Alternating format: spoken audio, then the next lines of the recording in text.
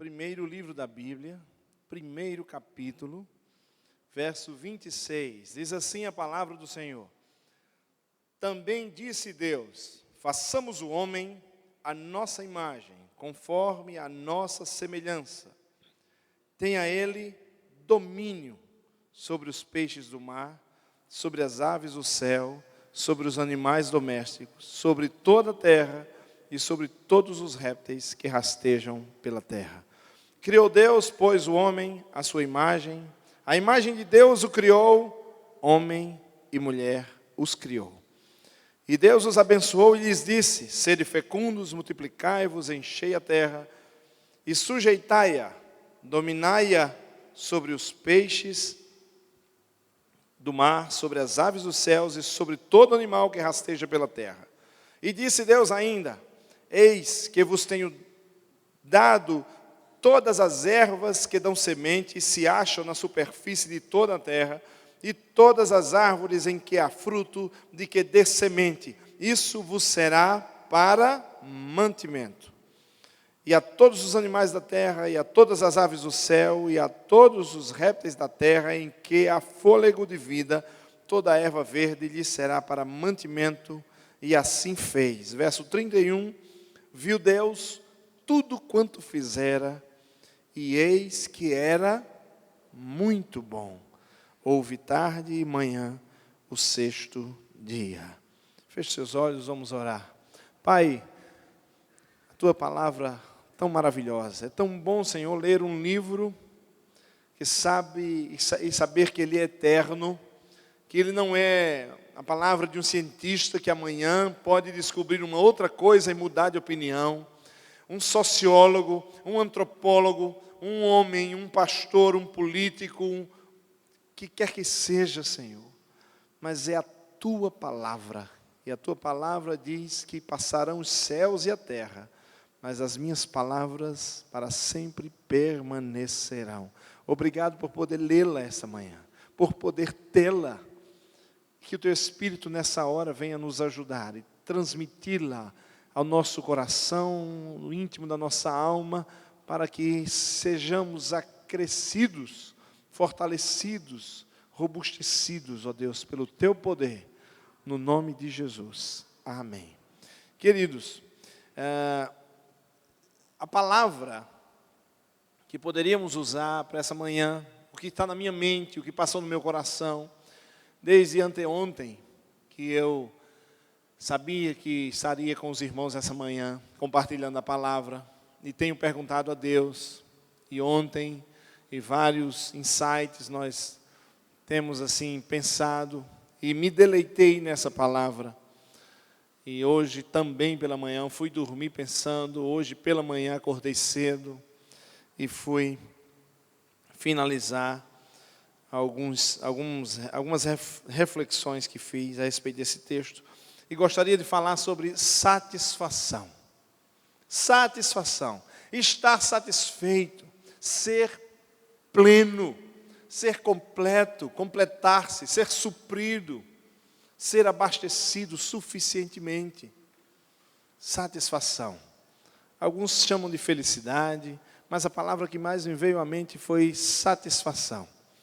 E encontrei nesse texto de Gênesis, capítulo 1, o primeiro livro, o primeiro capítulo, Deus já está falando de que Ele deseja. Como nós conhecemos e sabemos de cor, o que está lá em João, que diz no capítulo 14, eu vim para que tenham o quê? Vida, e vida em abundância. Deus se preocupa que você seja satisfeito, pleno, mas isso é óbvio. Ele nos criou para a sua glória. Ele não nos criou para que fôssemos, que estivéssemos rastejando ou mediocremente vivendo ou mendigando na vida. Não foi para isso, esse não é o projeto original de Deus. Ele nos criou para que a sua glória fosse manifesta na nossa vida. Mas de que maneira nós podemos refletir um pouco mais maduramente sobre satisfação? Então encontrei no capítulo 1 essa palavra que diz: quando o Senhor primeiro nos criou a sua imagem e a sua semelhança. Esse privilégio os animais não têm. Esse privilégio Nada, nada na criação tem. Mas você tem a semelhança do Deus que o criou. O primeiro sinal pelo qual Ele quer nos comunicar, nos dizer e comunicar a toda a criação que nós somos o grande amor da vida desse Deus. E Ele quer que Ele quis que nós fôssemos parecidos com Ele, semelhantes a Ele. Como um pai que se alegra quando diz, esse menino é a minha cara. Engraçado que quando as pessoas veem foto da minha família, aí diz, pastor, esse menino só tem mãe, né? E eu fico assim, eu digo, olha, a mais velha, Vitória, de 9 anos, realmente é a cara da mãe. Agora, Abraão, de 4 anos, é a cara da mãe também. Agora, a terceira é a cara da mãe também, irmão. Mas eu tenho um consolo, e eu já encontrei uma resposta. Deus me supriu, já me satisfez de uma resposta maravilhosa. Diz, parece com a mãe por fora, mas por dentro é a minha cara. Deus se alegra, e Ele desejou isso. Eu quero que você pareça comigo. Disse, Senhor, façamos, ou melhor, diz a palavra, façamos o homem a nossa imagem e a nossa semelhança. Mas interessante, capítulo 1, passam-se 2 capítulos na narrativa de Moisés, do Gênesis, e diz assim, no capítulo 3, agora do verso 1 ao verso 10,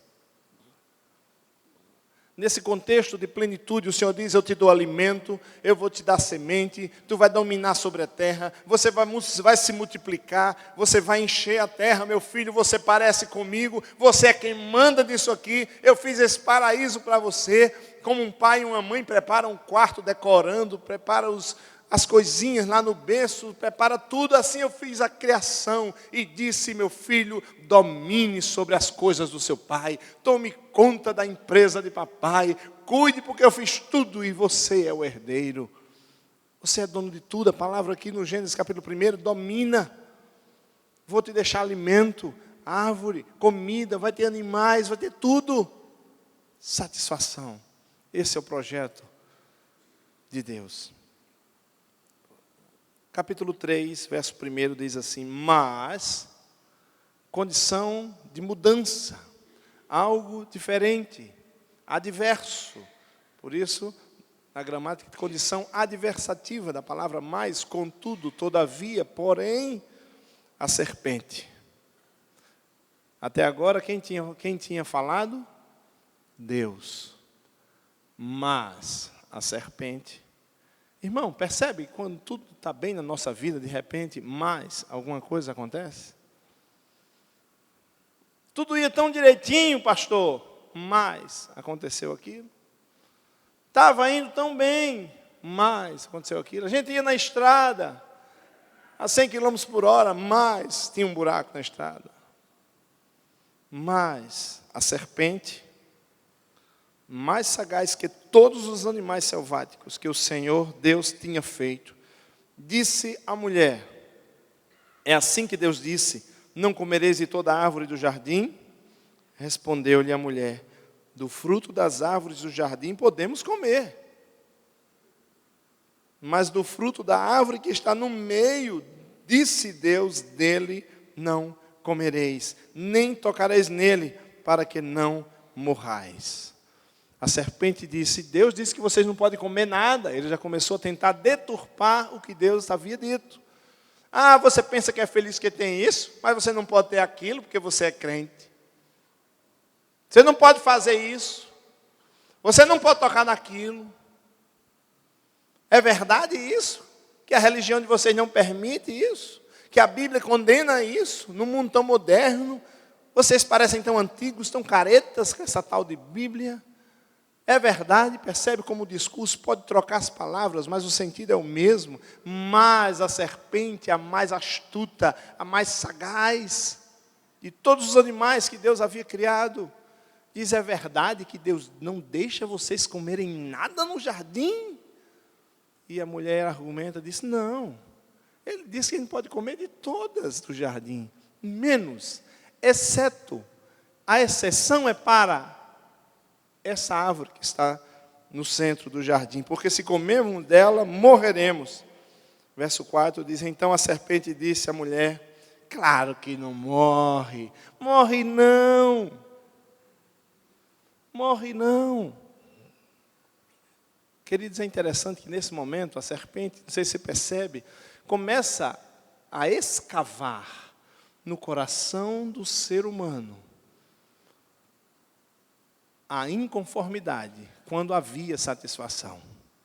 A satisfação já havia, a satisfação existia, e começa a haver um questionamento, né? Eu acho que você não é feliz, eu acho que você ainda não comprou aquela nova tendência, eu acho que o seu cartão de crédito não tem limite para comprar aquilo que passou na propaganda. Eu acho que você não pode comprar aquele carro. Agora eu acho que você não... Então você não é feliz, puxa vida. Perceba como a serpente vai procurando e escavando no coração de alguém satisfeito, de alguém plenamente em condições de ser realizado, de ser feliz, de ser estabilizado, começa a minar o coração de alguém amado por Deus para dizer, você não é feliz, está faltando uma coisa, você nem tem esse brinquedo que eu tenho, você nem comprou o último eletrodoméstico que eu comprei, você nem comprou o último Blu-ray para colocar no carro, o último sensor, a última câmera, o último sei lá o quê, a última chapinha nuclear, eu sei lá o que mais sai propaganda por aí. Você olha para a chapinha, seu cabelo fica pronto. Você não tem dessa ainda, você não é feliz como eu sou. Percebe, queridos, que a partir dessa condição adversativa, o desejo, deixa eu tocar no centro dos seus desejos, deixa eu incomodar a tua satisfação. Interessante que em Romanos capítulo 7, o apóstolo Paulo diz que nós somos escravos vendidos. E nossa venda se deu nessa negociação que nós estamos lendo agora aqui, queridos. Quando Adão e Eva pecaram, Eva comeu do fruto, deu a Adão e ele comeu. O apóstolo Paulo refere em Romanos capítulo 7, Novo Testamento, dizendo, nós fomos vendidos, nós fomos negociados. Agora, esse desejo de incompletude está dentro de nós. Está dentro de você, meu irmão, está dentro de mim. É o que está lá em Romanos capítulo 7. O apóstolo Paulo diz, o bem que eu quero fazer, eu não consigo.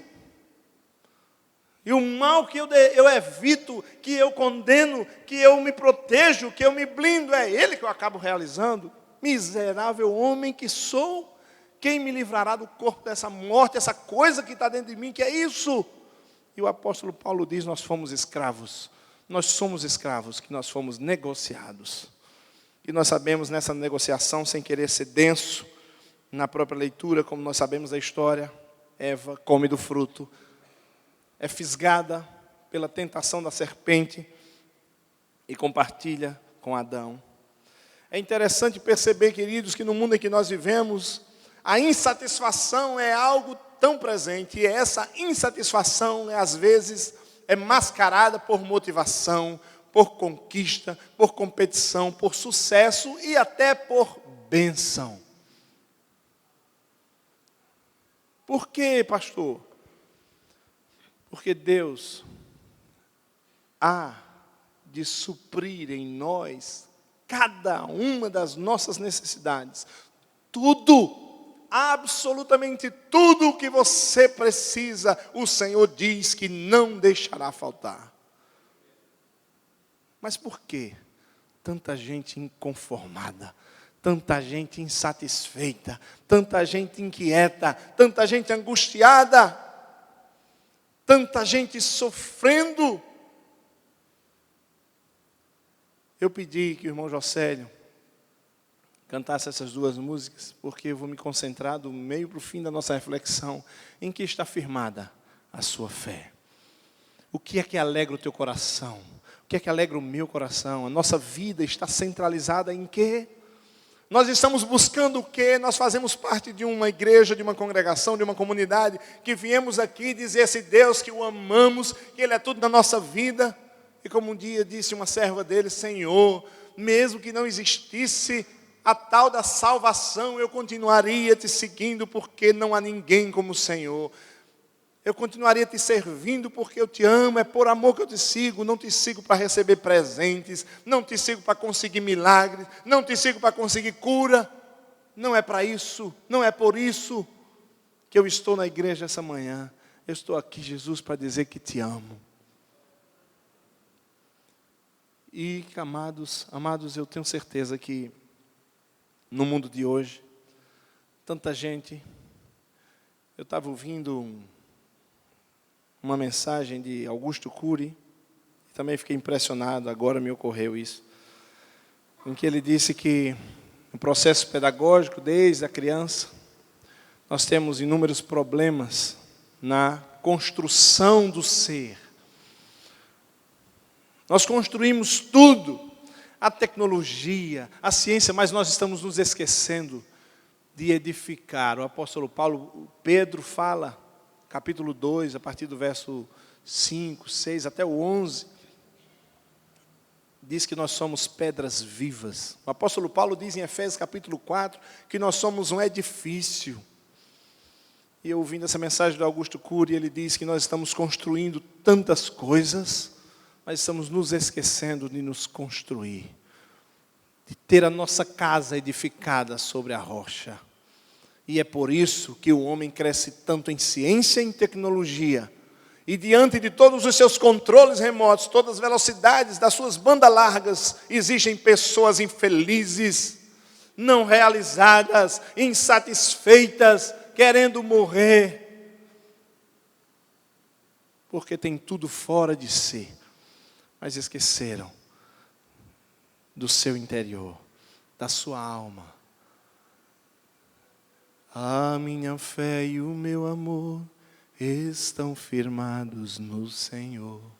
Estão firmados no Senhor. Em que está firmada a sua fé? O que é que te enche? O que é que te completa? O mesmo homem que conseguiu ir para a lua não consegue tirar as crianças da rua. O homem que inventa e cria tantas coisas impressionantes. A última delas, melhor dizendo, a última que eu experimentei essa semana, eu chamei todo mundo de casa para compartilhar. Curti, comentei e compartilhei. Eu estava em casa e tem uma impressora Wi-Fi, e eu mostrando ao pessoal lá de casa, que coisa impressionante, eu pego o meu iPhone, e qualquer coisa que eu tenho nela, uma foto do meu iPhone, eu clico e sai na minha impressora. E a pessoa que está do lado da impressora se assusta, que eu mandei no meu iPhone, ou do iPad. Eu disse, que coisa. E a menina disse, pastor, isso vai para onde? Pelo ar, é? Isso vai pelo ar lá para a impressora, mas é impressionante. Qualquer lugar da casa que eu clico no meu iPhone, e o que está ali, a imagem que está ali, sai na minha impressora. Isso é uma coisa que você compra em 15 vezes ali. Que coisa. O homem tem criado cada coisa espetacular. Mas o seu interior está vazio, cheio de insatisfação. E quanto mais coisas tem, mais coisas deseja. Já diz o povo do sertão, lá de onde é minha mulher, e de onde eu ando muito e amo muito, infelizmente está muito seco. Mas diz, o ter é uma medida que nunca enche. Tu tem quanto? Existem pessoas que vivem continuamente dizendo, eu tenho isso, eu tenho isso, eu tenho isso, mas ainda falta ter aquilo outro. Tanto é, queridos, que se nós passarmos aqui, pegarmos uma resma de papel ali, na sala da escola bíblica, que der aqui a cada irmão uma folha, uma caneta, e dizer, escreva 10 coisas que você quer. Não sei se uma folha, me dê 2 folhas, pastor, né? E rapidamente a gente vai lembrar isso, aquilo. Já pensou que diagnóstico legal seria a gente pegar tudo isso aqui depois e ler? Mas não vamos fazer isso. Mas não sei se você imagina quantas folhas seriam necessárias para você escrever o que Deus já fez por você. E se você teria memória suficiente para lembrar de todos os livramentos que Deus já fez por você. Houve um pensador na história que disse um dia, seu filho chegando na fazenda, caiu do cavalo. Foi uma queda muito brusca. E o cavalo morreu e ele chegou assustado. Disse, papai, olha que livramento Deus me deu. Eu entrando na fazenda, caí do cavalo, a queda foi tão brusca. O cavalo tombou, o cavalo morreu, papai, Deus me livrou, eu estou vivo. E o pai disse, meu filho, que maravilha, mas deixa eu lhe dizer, livramento maior Deus me deu. Faz 60 anos que eu entro de cavalo por essa mesma porteira e meu cavalo nunca caiu. Por que a gente só vê o que a gente precisa, ou de maneira muito emergente, aquilo que as nossas necessidades imediatas. E temos a maior dificuldade de ver o que Deus já fez por nós. E nem usurpou de dizer, fui eu que fiz, fui eu que fiz, fui eu que lhe dei, fui eu que lhe livrei. Sabe, naquele dia que você chegou em casa muito bem e nem orou para dormir, tinha um ladrão, tinha um assassino, tinha um assalto, eu te livrei, eu coloquei meu anjo e te guardei. Sou eu que te guardo, sou eu que te protejo, sou eu que te livro. Lembro do que Deus disse a Pedro. E agora eu não lembro a referência, perdoe-me. Quando disse, Pedro, Senhor, sou capaz de morrer por ti. Pedro, Pedro. Porque o diabo me pediu você. E se eu não interviesse, você estaria frito, Pedro. Mas eu não te entreguei, porque sou eu que cuido de você. O diabo me pediu você. Jesus diz, Pedro, para de autossuficiência. Para de achar que é o cara, Pedro. Tu não era para estar mais aqui, Pedro. Sou eu na tua vida. Sou eu na tua história. Sou eu te livrando, te guardando, te protegendo. E agora, queridos, a conclusão que tenho, lembrando já do Salmo 37, que todos nós lemos, conhecemos e repetimos, deleita-te no Senhor, e Ele satisfará os desejos do teu coração. O Senhor nos chama não para as coisas que Ele pode dar, não para as estruturas, mas o Senhor nos chama para Ele mesmo. Por isso Ele diz, a minha glória eu não dou a ninguém. João capítulo 17 diz, aqueles que o Pai me deu, eu não deixarei ninguém tirar das minhas mãos, são meus. E o Senhor, queridos, essa manhã nos chama para Ele. Pedro, naquela grande pescaria, eu sempre repito isso, o Senhor multiplicou os peixes, quase rompendo as redes, quase afundando os barcos, e chegou na praia do mar. Pedro disse, não disse nada, disse que Pedro simplesmente deixou as redes, deixou o peixe, deixou o barco, deixou tudo, e seguiu Jesus. Não é o que Jesus dá, queridos, é o que Jesus é. E saiba, nessa manhã, Jesus está interessado em que você e eu o sigamos pelo que Ele é. O seu caráter, a sua pessoa, a satisfação da sua alma.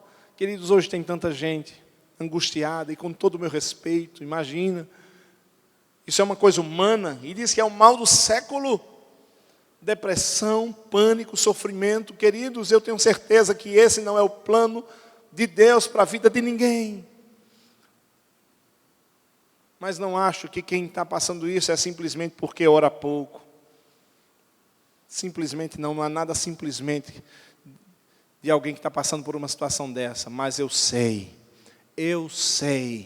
e se não soubesse, não seria digno de estar aqui nesse púlpito. Eu sei que a satisfação no Senhor é quem nos sustenta em alegria, em regozijar. Por isso Ele diz, regozijai-vos, o apóstolo Paulo diz, regozijai-vos sempre no Senhor. Outra vez vos digo, regozijai-vos. Se alegrem em mim, olha, regozijai-vos em qualquer coisa, não.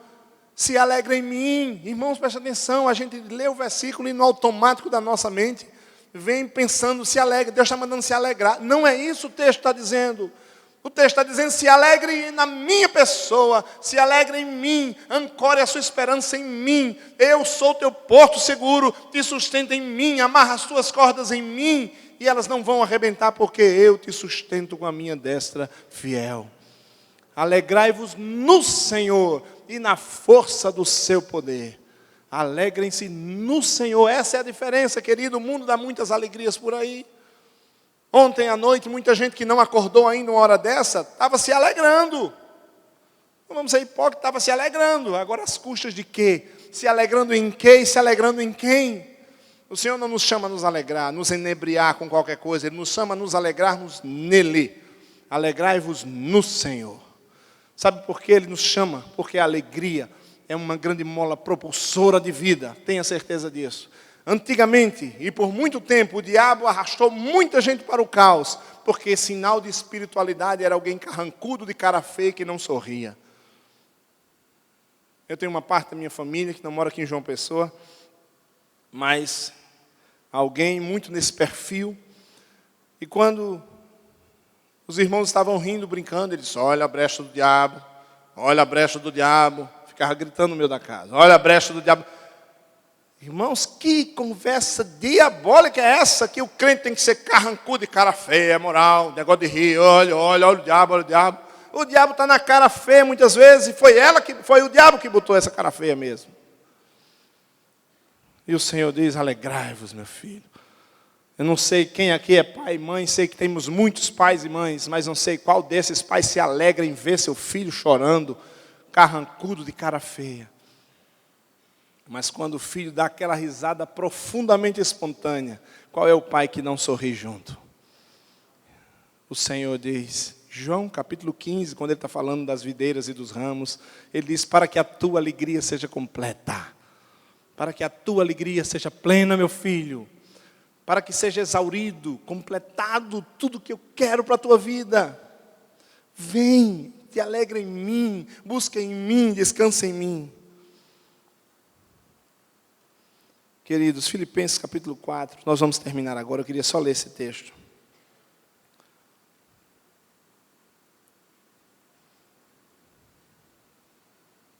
Filipenses capítulo 4, um texto que muitos conhecem. A partir do verso 4 até o 13 somente. Diz bem isso que nós estávamos dizendo agora. Diz o texto assim, Filipenses, a carta do apóstolo Paulo. Filipenses é uma carta que o apóstolo Paulo estava preso. Mas é uma carta da alegria, é onde Paulo mais fala de alegria.